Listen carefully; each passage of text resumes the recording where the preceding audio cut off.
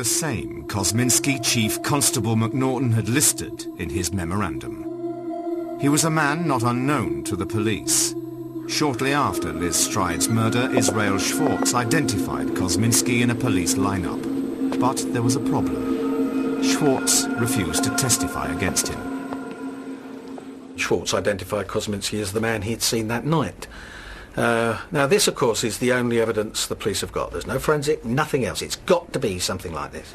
But Schwartz refused to give evidence at court. He claimed that he was Jewish, Kosminski was Jewish, and he would not have the death of another Jew on his conscience. According to Swanson, the reason he refused to testify was because he knew that his testimony would send this person to the gallows. Without that testimony, police had no grounds to hold Kosminski. He was released into the custody of his brother, who lived in Whitechapel, who looked after him. And he was then, according to all the police records, he was watched continuously. And they followed him 24 hours a day through the East End of London.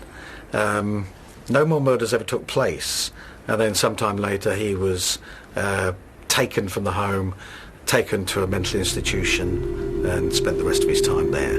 A fairly thorough search of asylum records has shown that there's only one Kosminski who was committed to an asylum, and he was committed to Colney Hatch Lunatic Asylum, and his name was Aaron Kosminski. There's only three ways this is going to end, isn't there? It's either the person goes abroad, they die, or they're incarcerated. But all aid was stood down to the East End of London at Christmas 1888. Now that tells you that the police officers then were pretty sure they knew who Jack the Ripper was. To actually cancel all the aid at that early, only a month, 6 weeks after the last murder, tells you they knew, they were convinced, absolutely convinced, that they knew who Jack the Ripper was.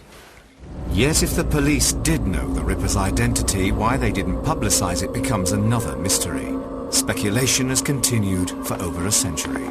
But there are some who see only one likely suspect. In 1888, they looked at Ostrog, they looked at Druitt, but they were convinced it was Kosminski. Now, people would come up with all different things, but as I said before, if it was good enough for the investigating officers at the time, it's probably good enough for me 110 years later. And there's no doubt, since then, as far as I'm concerned, from my point of view, from a policeman's point of view, all other suspects would go out of the window.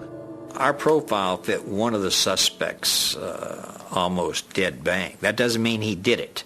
It simply means he fit the characteristics and traits that we believe would have been possessed by the individual known as Jack the Ripper.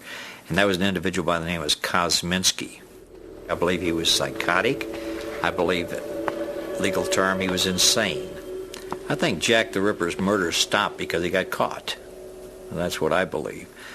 He was either institutionalized, he was arrested, but he was certainly brought to the attention of the authorities, in my opinion. There aren't any surviving pictures of what the detectives thought Jack the Ripper looked like.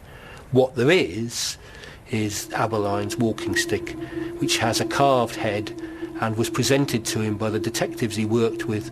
Anybody knows that you can't carve from a description, you have to carve from a drawing. So somewhere they must have had a witness's drawing of what Jack the Ripper looked like.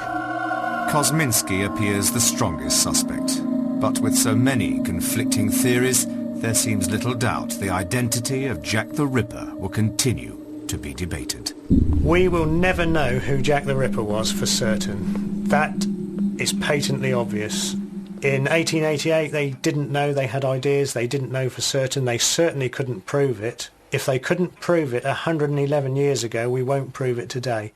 I don't think anybody will ever know for certain who Jack the Ripper was, and I have a feeling that even if evidence comes to light that gives us a very good indication of who he was, I think that there are people out there who, the majority of people, actually don't want the mystery to be solved at all. The whole name of the game with Jack the Ripper is writing books about it, making money about it, taking people on walks and things like that. I honestly, personally, I don't personally believe, but I only personally believe if somebody could tomorrow absolutely conclusively prove who Jack the Ripper was, nobody would believe them at all. So you can imagine him just standing there, sort of enjoying all this. probably enjoying all the sensation and being one of the crowd watching the effect that he'd achieved. The unsolved mystery of the Whitechapel murders still haunts the streets of London's East End, as does the killer, whose savage crimes reveal the twisted, dark side of the human mind. And in some ways he remains with us. The memory of his vague figure, lurking in the shadows, reminds us of our deepest fears and exposes our most dreaded nightmares. Yet it does more, unmasking for us our macabre and all too human fascination with evil.